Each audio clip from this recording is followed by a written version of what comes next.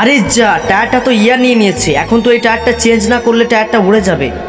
যাই, হেল্পারকে ডেকে নিয়ে আসি।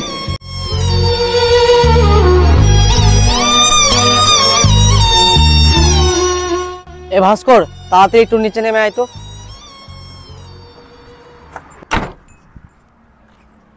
কেন ওস্তাদ, কি হয়েছে?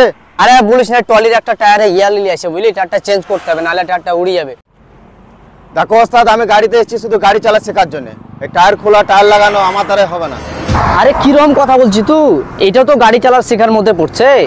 তুই টায়ার খোলা না শিখলে গাড়ি চালাবি কি করে? তোকে গাড়ির সমস্ত কাজ করতে হবে, নাহলে গাড়ি চালাতে পারবি তুই? দেখো ওইসব আমি বুঝি না। তুমি যদি বেশি জোর জবরদস্তি করো, আমি বাড়ি চলে যাবো। আরে যা, তোর মতো খালাসি আমার দরকার নাই। কিন্তু আমার একটা কথা মনে রাখবি ভাস্কর, তুই জীবনে কোনোদিন সাকসেস হতে পারবি না।